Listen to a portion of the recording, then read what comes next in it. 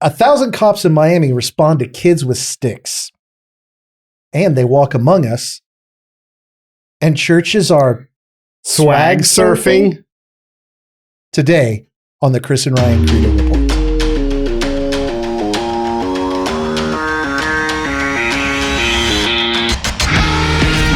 Welcome to the Chris and Ryan Credo Report. Yeah, we got a fun one today. It'll be a little different than what we normally talk about. But it's in the news, so I think it's worth talking about. It's a little different than what we would talk about on the show, but not quite so different on what we would talk about when it's just me and you. Okay, that's accurate. That is accurate. So, Ryan, what is going on in the news? Well, there seemed to be an over-response, I guess. And that's the question was an over-response. But in Miami, at the Bayside Market Center, this, I guess like a week or so ago, like 1,000 cops. There were at least, I know that there were 300 police cars showed up to take care of an incident, some situation. Have you seen that? Not only that, they shut down the airport, the radios. So you couldn't do the police scanner. Yeah, you couldn't listen to the police scanners. They shut down the airport and the airspace. The only thing that was allowed in the airspace was the police helicopter. Yeah, and they were using blacked out helicopters. And afterwards, they have scrubbed all social media. Like if you were to go and in fact, it's hard for me to find the clip to put on here. I'm kind of having to use someone else's stuff to, well, I don't know. I probably won't even show a clip because. What are you going to do? Yeah. What are you going to do? There's nothing on Twitter. People went onto Twitter or X and did searches. Can we talk about that for just a quick second? What, it is so hard to say. They say on X, I get that Elon Musk wants to brand, but come on, brother. Anyway, sorry. Also, you used to tweet. What do you do now? Do you X? I don't know. I'm going to X. And what if you were... No, I'm not going there. Okay, so we're off topic. Yeah, off topic. Okay, so all these police show up and the official response, so Newsweek reaches out to them. Mm-hmm. The official response is that they said there were 2 juveniles that were fighting and then other juveniles joined in. And they had sticks and fireworks. Yep. You know, not only all the stuff that we mentioned, the one thing that we missed just now, because, you know, my family's been really into watching all of the videos, all the reels and TikToks and everything we could. Yeah. We can get our hands on. We've watched them. They also, they had police officers stationed at the doors of the mall. Mm-hmm. And when people were leaving, they were demanding their phones and making them delete video and pictures and that kind of stuff on the way out. Oh, wow. Yeah. So something happened in there. So here's kind of what I wanted to do with this first part of the show. Right. Is to each of us give our opinion as to what actually happened and understand that this is going to be solely opinion. There's like no way we could prove. Total speculation. We'll each give our opinion as to what actually happened. And then what I want to look at is the number one consensus amongst internet people, I guess. Right. Is we'll look at their opinion and then talk about that from a Christian perspective. I feel like my opinion is going to make me sound like a loon. They usually do. No, that's not true. That's not true. Oh, that made me cough. Okay. No, I'm just kidding. That's not true. I shouldn't have said that. I apologize. I found it funny. So do you want to go first or you want me to give you my opinion? I'll sound like the loon. Oh, why not? Yeah, let's kick it off with the road because mine's going to make it sound like I watch too many movies. Oh, mine too. Okay. So after watching, especially watching one of the, I don't remember if it was a TikTok or a reel. I think because I've seen some of them on TikTok and some of them on Instagram, and some of them have been on both of the platforms. So I saw this one on both, so I can't remember where I saw it first. But there is a man who is a graffiti artist that was there when it happened. Mm. And he gave this long, it's a long one. I think it's 6 minutes. So it's not a real quick thing. But he gave a long explanation in detail, even drew a picture of what he saw. And it sounds to me like these kids opened up, and here I go. Are you ready? Oh, I don't know if we're ready for this. it sounds to me like they opened up a dimensional portal or a dimensional rift of some sort, and something from the other side, I would say a demonic force from the other side, came out. And that's what I think. I think that could also explain, because you're talking about something in the spirit realm. Mm-hmm. So I think that's part of the reason why, because people are asking, why is it that we can get a clear image from this, but when we see this, we see it's all fuzzy? Well, I think part of the reason why it's fuzzy is that's a spiritual being. That's not a flesh and bones like we are kind of being. So I think they opened something up. I think a spirit being came through, and it was not the kind of spirit being that we want to hang out with. I think it was a demonic presence, something sinister, something evil that came through. This guy talks about they had some sort of device. He said it looked like a boombox that opened up, and everything, like the lights started flickering, and he could see like a shadowy yellow light kind of thing spinning around, and then something opened up, and this thing reached through with its hands and stepped through with its foot, and everything flickered and shook, and people started screaming and running. I call me crazy, but I think that this is I think they brought in a demonic force. Okay. I'll just, I would say play devil's advocate, but maybe that's a poor choice of words considering what you're talking about here. I guess one question I would have is so first of all, I believe in demons. Demons. I believe in. Is that the highfalutin? Yeah, like Satan's actual pronunciation of his name is Satan. Yeah. Right. So maybe they are demons. No, I believe in the demonic. I believe in demons. Right. I don't know that I believe that a person is actually powerful enough to summon one, as much as things they do may invite their presence. Like I'd say, why not just say, instead of someone summoning them through a portal, we know that demons are able to come and interact with people on earth. There's stuff in the Bible about that. Right. Like, why not just say that they just showed up? Maybe because these kids were doing things that encouraged them to show up. I mean, maybe. As opposed to a portal. It doesn't change what I'm thinking. I mean, it doesn't with the change. Portal thing, it could be that I've watched too many 80s movies, science fiction movies. A little too much Buffy the Vampire Slayer.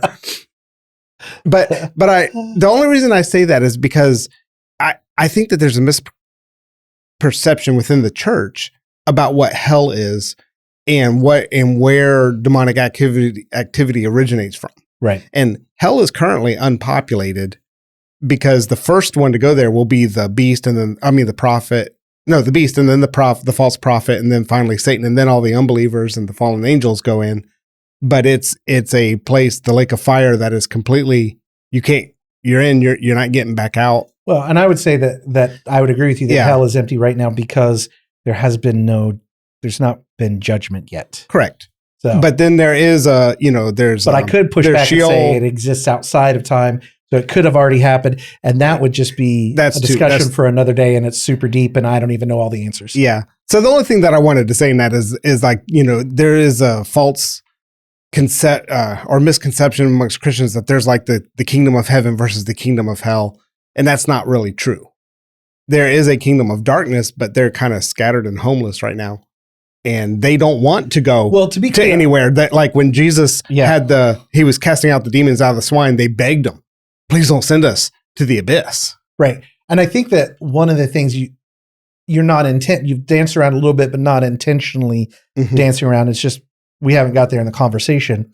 But to be clear, neither one of us believe that there is a throne in throne in hell that Satan, the devil, the adversary, whatever you want to call him, is sitting on and ruling some sort of empire. It is not like that at all.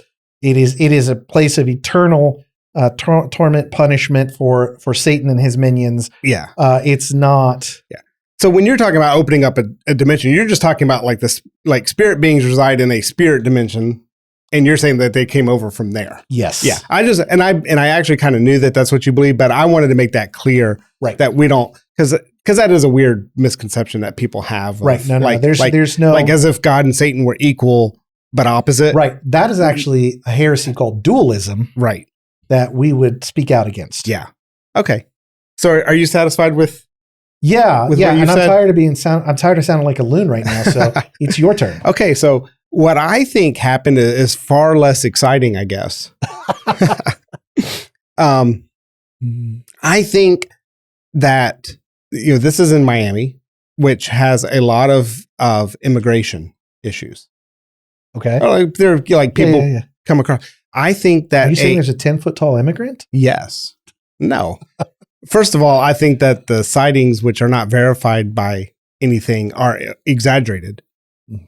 I think that a known terrorist, very high up on the watch list, got across the border in Miami and went shopping at the mall for Crocs.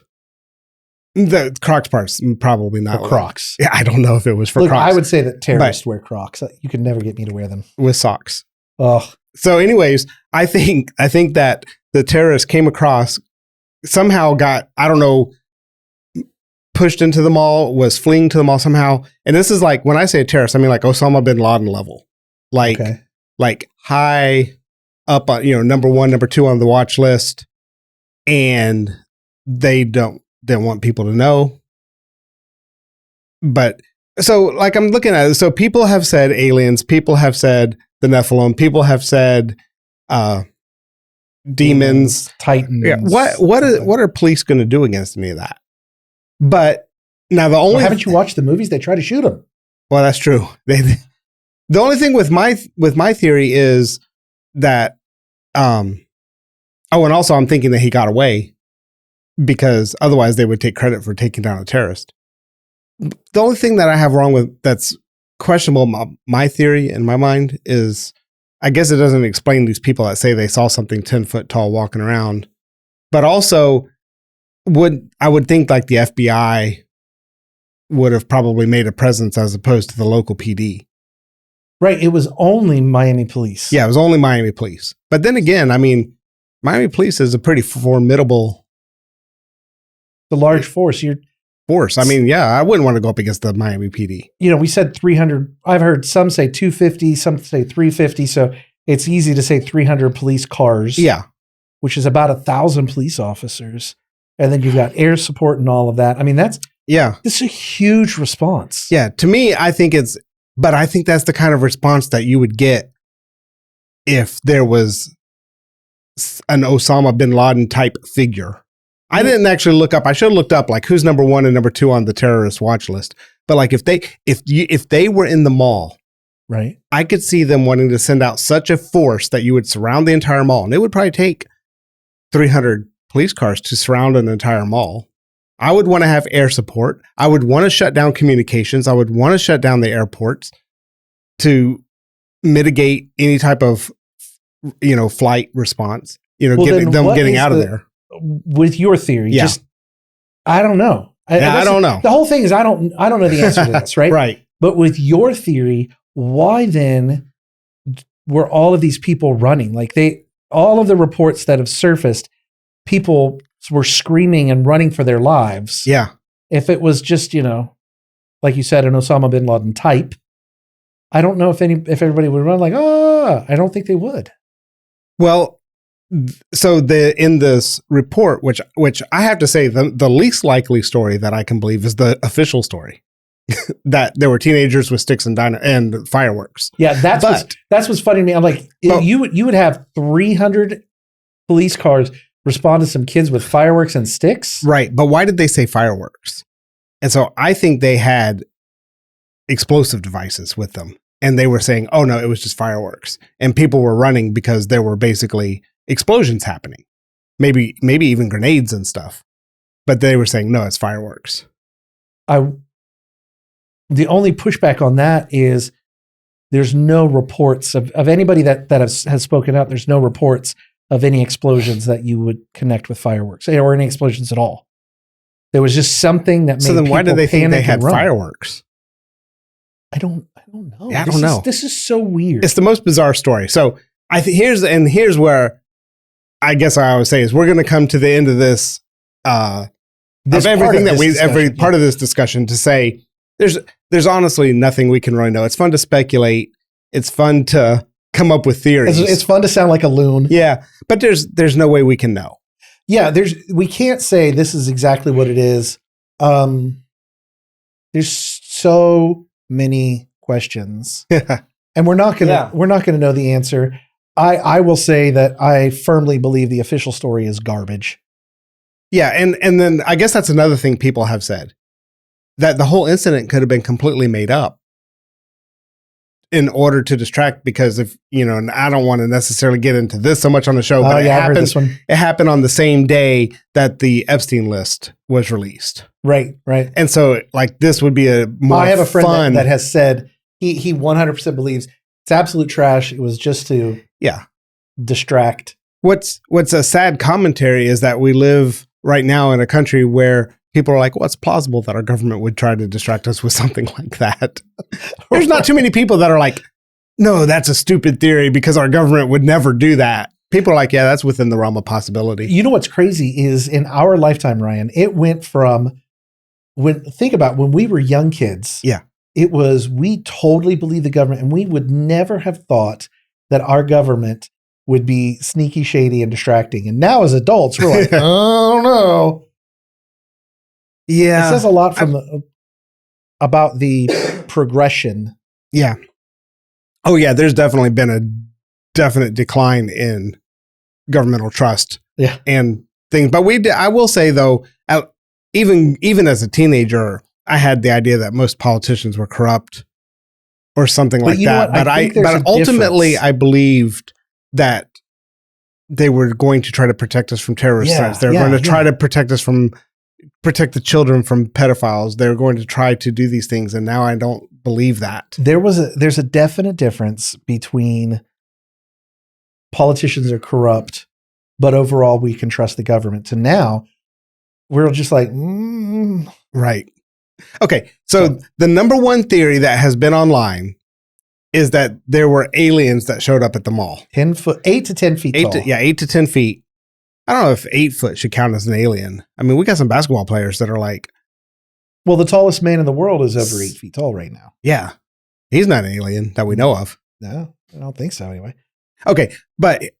So people are saying that they believe that there were aliens. I don't even know. People are saying that this is aliens. The aliens came, and of course, the police are the first response is always going to be to shoot them. So, because we've seen the movies. Anyways, I wanted to open up a discussion. Like, okay, aliens have always been a thing. There's tons of movies, tons of shows, tons of everything. People love to talk about aliens. What is a good Christian and biblical perspective on aliens? Because to be honest, they're not really brought up in the Bible. So how can we know as Christians what we should be thinking? Or if somebody says, what do you think? Do you think these are aliens? Do I think these are aliens? Well, no, I mean, like as a Christian, if somebody comes to me and says, do you think these are aliens? Like, what's a good? No. Okay. So why would you say that? Because I will tell you right now, there are Christians that were posting online saying that they know these are aliens. I see no biblical evidence of creation outside of Earth. Yeah. And it just doesn't sit well with proper theology, proper exegesis of the scriptures, a proper hermeneutic, and understanding what the text says and intention of it. I do not see room for anything outside of the earth. Right. Well, the spiritual realm. Yeah, I'm talking physical. Yeah. I'm talking about physical. Okay. So as far as aliens, and you look at certain, and you're the scientist of the pair of us. When you do studies that of the way, just the way the cosmos is created, everything focuses on the earth. Now, I'm not talking about rotation or anything like that, but when we're talking about if we change cosmology in any way, shape, or form, creation we would not last on the earth. Yeah. If we change Right. cosmology in any way. Right. We know that. You can explain that far better than I can. Oh yeah. Even just the fact that Jupiter sits where it is, as big as it is the only reason Earth isn't getting pelted by asteroids. Right. So, with that being said, even those minute details shows that the creation on Earth is deeply, deeply loved by God. Right. The thing that I have to look at is, what is God's master plan? And so if you actually go and look at a combination of verses going back through the account of the creation of man, then looking at Genesis 4, where, believe it or not, it introduces the Nephilim, which will explain some things. And I'll talk about that in a minute. I'm not going to go into a whole thing on the Nephilim, but there's a role in why aliens can't exist because of them. And then we go to Romans 4 and 5. I believe it kind of lays out why, as a Christian, I can't believe in aliens if I understand these passages in the Bible. Because it says that God came to save the line of Adam. Right. And that Jesus, having been born a man, is actually designed to transfer us out of the line of Adam and into the line of Christ. Right. And that's what it says in Romans. Basically, the essence is that we're taken out of a lineage that is heading towards destruction and put into a lineage that's headed towards life. And that's why Jesus did not have an earthly father. I mean, Joseph was there, but he was more like a stepdad kind of. Yeah, thing. kind of. He was just there. So God is the father, which makes sense because he's called Father God. But anyway, so God's the father and Mary's the mother. And so Jesus is born as a human, but without the earthly father. So he's technically not in the line of Adam. Right. Right. And it says that God only came to, or Jesus's plan, the whole plan of salvation was to save those of the lineage of Adam, the first one to sin. So he takes that from us. And this is really shown and evidenced when the Nephilim come. And so there's this like really weird passage in Genesis 4, 4. Yep. Yeah. That talks about how angels came and had relations with women and then created the Nephilim.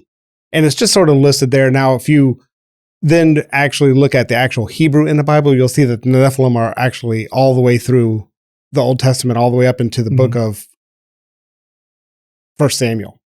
And then they stop. Right. But they translate the word as giant.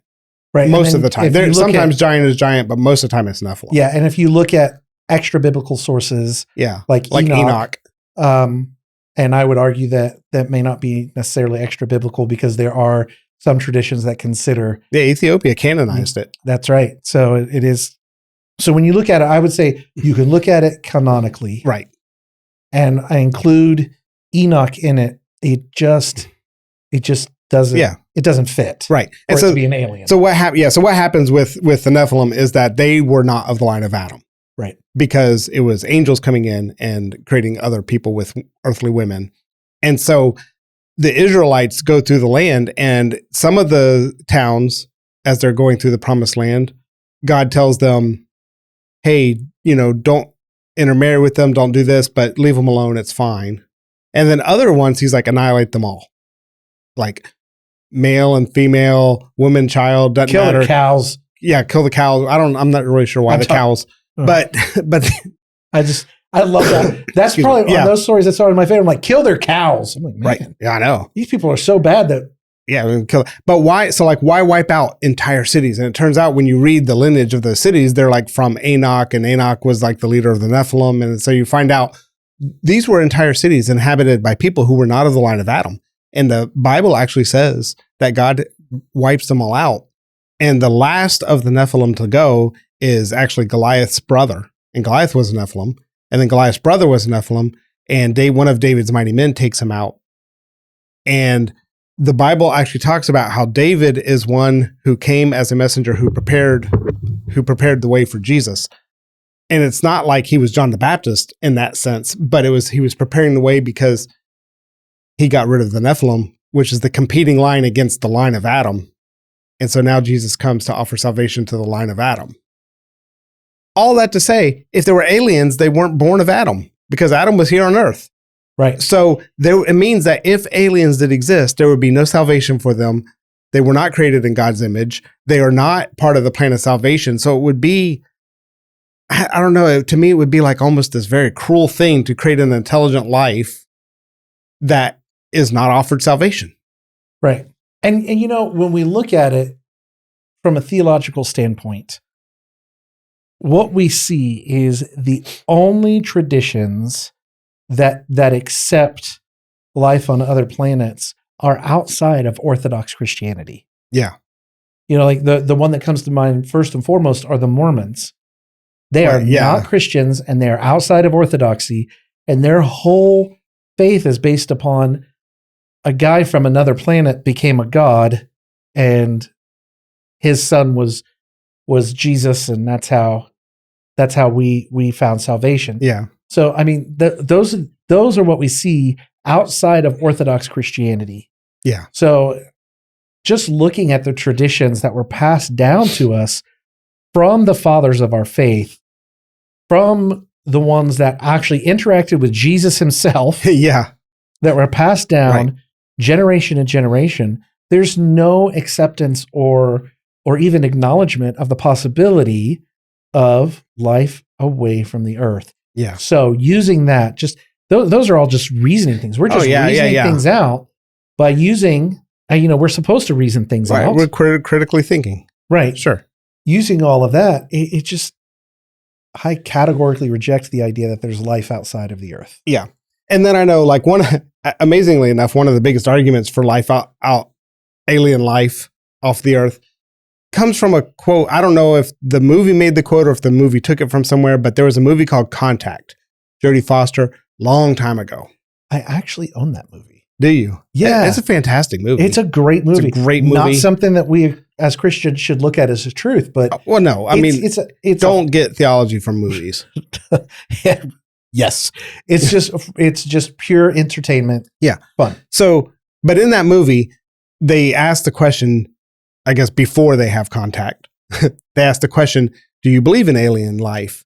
And the response was, I don't know, but if there isn't, it sure seems like it's an awful waste of space. That's nice. And that has been kind of one of the things that people latched onto. And I hear that as like an argument for it. And this is what I'll say. I believe that there is this infinite amount of space out there that God created. I mean, we send out telescopes and stuff to research as far as we can see, and we cannot see any end to things in distances that are unfathomable to us. But I think that all that was put there so that we would be able to explore, to see the grandeur of what God was able to do when he just said, let there be light. Well, we're taught that creation reflects the glory of God. Yeah. And his glory is without end. Right. So creation is without end. There you go. Yeah. So, and, there was. It doesn't mean that there's life out there. No. There was a scholar. He died recently in 2023 that I just read a lot of his work, watched a lot of his videos. His name was Dr. Michael Heiser. Oh, yeah. The man was just an absolute genius. Absolute genius. And how deeply he understood the scriptures. His PhD was in like Near East languages and all of this other kind of stuff. Like I had to learn what certain languages were so I could understand what he was talking about, what? Right? I had to be like, Uteretic, what? You know what I mean? Like, I'm like, what is that? So I had to do all of this research just so I could run with his teachings and really understand what he was saying, right? Yeah. So he always talked about the purpose of creation was God wanted a family here on earth, right? Yeah. So, and understanding, and that's coming from somebody who understood the ancient Near East thinkers. Yeah. Like that was all he did was really focus on these ancient Near East thinkers. So understanding that that's what the ancient Near East thought process was. God wanted a family on earth. If we say that there are aliens, that there's other planets, we have to take away that God wanted a family here on earth. So we have to go back to, well, what was the purpose of creation here on earth? Yeah. And then also in Revelation, it speaks of that. This is another thing that a lot of Christians don't believe. We believe that when we die, we go to heaven and we'll spend eternity in heaven. And that's actually a fallacy. We do die and go to heaven, provided it's on this side of, like the return of Christ. Yeah, but that's just temporary. Our eternity will actually be spent here on earth. Because there'll be a new earth. New earth, and the new Jerusalem is coming down, and Jesus Christ is going to sit on a throne that's in the center of the new Jerusalem and reign. Like, all that's on earth. Like, it's not saying like we're going to a different planet and we're not bringing other planets here. Like, that's happening. So also, would there be no heaven? I'll say heaven or New Jerusalem. Right. I'm going to say heaven, but I'm meaning the New Jerusalem. Is there going to be no heaven for alien life? Yeah. Now, I don't have a problem if you want to say there's alien life on another planet that's discovered, but it is not sentient. Or something that's not a soul, something not savable. Is there mold, algae, bacteria, viruses, and things like that? Because I don't believe in evolution either. So I don't think it would evolve ever into something. Right. So I don't, I think it's improbable, but like, that's not going to rock my doctrine if somebody says, well, we found mold spores. Congratulations. Yeah, congratulations. Don't go breathe it. Yeah, you might want to get that tinted and fogged. Yeah, I mean, we could have this whole discussion. I feel like we could have this discussion for a long, long time. Yeah, we should move on because there's churches doing weird things out there. Yeah. But really, when I think we could wrap up with this is we could have this discussion all around. But I will just stake my claim on if there is alien life, I think that violates the goodness of God. I would agree. Okay. All right. So this church in Atlanta, I don't know if you want to say the name of this church or not. But if you do, you have to be careful because there's like 3 churches with wildly similar names. Right. But remember, this one is spelled little d. Yeah. It's Dream Center. Is it Dream Center Church of Atlanta? Yes. Because there's also the Atlanta Dream Center, totally different church. But they spell it. I was telling Sheila it's a little D, capital R. And I'm like, Sheila's like, why would you spell it like that? I don't know. Because that's clubbish. But it makes me look at it and be tempted to go, Ream? No, like D-Ream. D-Ream. Okay, we're not making fun of this church's name. But they did a New Year's Eve celebration. And on their New Year's Eve celebration, they mixed in preaching, like serious preaching. I don't know if you watched any of the whole service. I did not. Like serious preaching, like running across the stage, like hyping it. But anyways, they mixed in like it's just not the kind of preaching I'm used to. Was it the kind where patting his forehead? Oh yeah, hacking and that kind. Yeah, that kind. But they were all over the place. But anyways, on midnight when they rang in the new year, they played a song called "Swag Surfin'." Now I had to look the song up because I'd never heard it before, but apparently this is like a wildly popular club anthem. And there's like people rocking out. And this is not a small church. This is a big church. When I was looking at the video of it, it's a lot of people there. Yeah. And they are rocking out to this song. And the pastors on stage are rocking out to it. People are singing along. They're swaying. They're doing all this stuff to this song called Swag Surfin'. And then I also read that they also played another song a little bit after that, something by a group called UWC, and I cannot remember the name of it, and I should have had my show notes here, but that song is also a secular song and has some questionable lyrics. So I want to get what your opinion on the use of secular music within the church, but then I also want to look specifically at these 2 songs. Yeah. Well, my opinion has matured. Okay. Changed. That I used to pastor a church. Yeah.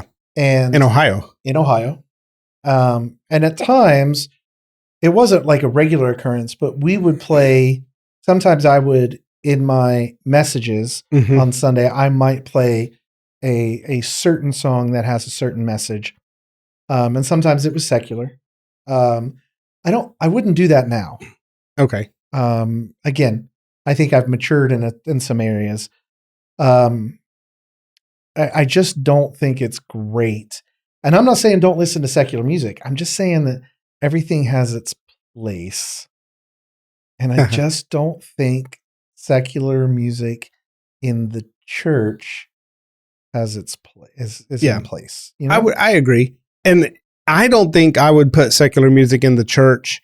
And I'm even careful as to the kind of Christian music that I would play in a church, to be fully honest, because I think that within the church setting, it needs to be worship geared towards God. Now there's stuff out there that I think has great messages, listen to it, right? Stuff like that. But church is a very special place. Here's my reasoning for that.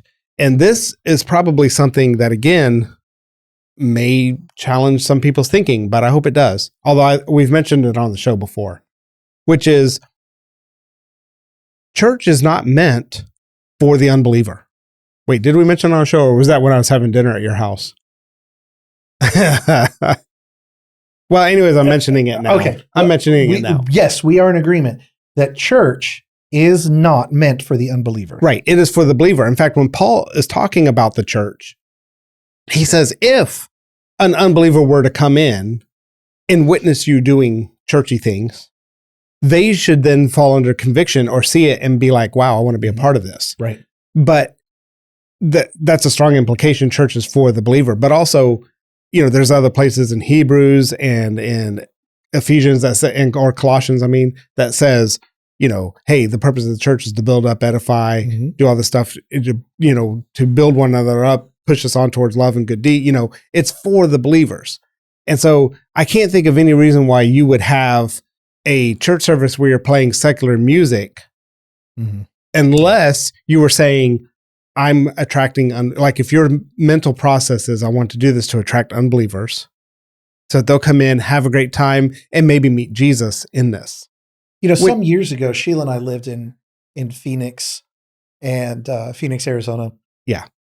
And our pastor there always used to say that the Sunday gathering is for the believer, because it's to celebrate what God has done that week and to prepare our hearts for what he will do next week. Yeah. That's really the way we should be approaching. It's a celebration of what the Lord did and what he will do. Yeah. So church is for the believer. So if it's not for the unbeliever, why would we be incorporating worldly things into the church? And isn't the church supposed to be holy, which is like set apart? And our believer is supposed to be holy, which is set apart. So you say that, and it's a perfect segue. You're so good at segues accidentally. Ooh. So I specialize in the accidental. So it's really good with it, because I pulled together, because this is our heresy hunt, right? Right. So I pulled together some scripture to show why we're saying this. Okay. So you're saying that why would we bring in something that's not holy into our holy place? Yeah. Right? So if we look at, deal with the way I'm going to say this, 2 Corinthians chapter 6, verse 17, it says, therefore, go out from their midst and be separate from them, says the Lord. Touch no unclean thing, then I will welcome you. It says to be separate from them, right? Yeah. And then if we jump up 2 verses to 15, and this is talking about, just so we have context, this part of chapter 6 is talking about the temple of God. It's talking about the church, what we would call the church now. So if we jump up to verse number 15, and by the way, this is, what am I reading out of today? I am reading out of the Bible. ESV. So the English Standard Version. Yep. So if we jump up 2 verses to 15, it says, what accord has Christ with Belial? Which, quickly so we understand, Belial was another name that they called Satan. Yeah. The devil.